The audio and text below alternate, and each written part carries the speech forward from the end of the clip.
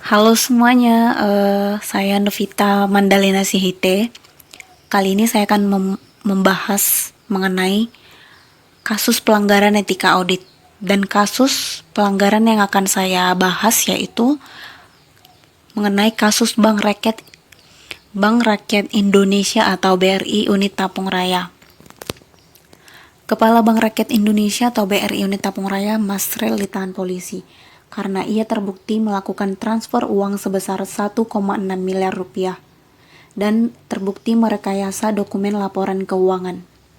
Perbuatan tersangka diketahui oleh tim pemeriksa dan pengawas dari BRI Cabang Bangkinang. Kemudian tim menemukan kejanggalan dari hasil pemeriksaan antara jumlah saldo neraca dengan saldo kas tidak seimbang. Setelah dilakukan pemeriksaan lebih lanjut dan cermat, ternyata diketahui adanya transaksi gantung, yaitu adanya pembukuan setoran kas sebesar 1,6 miliar rupiah yang berasal dari BRI Unit Pasir Pengarayan 2 ke BRI Unit Tapung Raya. Kapolres Kampar AKBP MJ Mutakin yang dikonfirmasi mengatakan bahwa Kepala BRI Tapung Raya ditetapkan sebagai tersangka dan ditahan di sel Mapolres Kampar karena telah mentransfer uang sebesar 1,6 miliar rupiah dan merekayasa laporan pembukuan.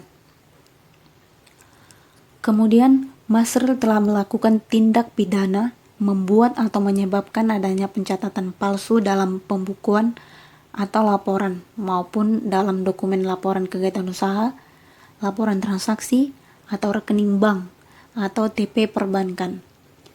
Jadi poin terpenting yang disampaikan dalam kasus ini yaitu bukti bahwa Masril ini telah melakukan pelanggaran etika audit, yaitu di poin yang ini ya, di mana dikatakan bahwa Masril terbukti melakukan pencatatan palsu dalam pembukuan laporan keuangan ataupun laporan kegiatan usaha. Jadi itulah etika audit yang telah dilanggar oleh Masril sehingga dia ditahan. Kemudian penyelesaian masalah yang dilakukan dalam kasus ini yaitu skill kemampuan yang diberikan harus sesuai dengan bidang kerja yang ia lakukan. Kemudian kemampuan tersebut dikembangkan lebih lanjut untuk meningkatkan kontribusi karyawan pada perusahaan. Perusahaan melakukan pelatihan pendidikan secara periodik kepada karyawan sesuai dengan perkembangan teknologi yang berkembang. Pembinaan ini sangatlah penting karena setiap karyawan memiliki kepribadian yang berbeda-beda. Jadi attitude ini harus ditekankan kepada karyawan agar tidak terjadi penyimpangan seperti ini lagi. Dalam hal ini, karyawan diharapkan dapat memiliki kepribadian yang baik sehingga dapat memperkecil risiko terjadinya penyimpangan dari karyawan itu sendiri. Kemudian prosedur otoritas yang dapat dilakukan yaitu ada 3. Yang pertama, harus ada batas transaksi untuk masing-masing teller dan head teller.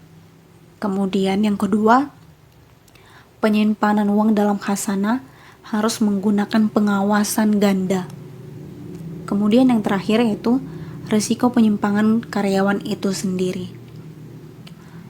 Jadi itu saja yang dapat saya sampaikan mengenai kasus kali ini.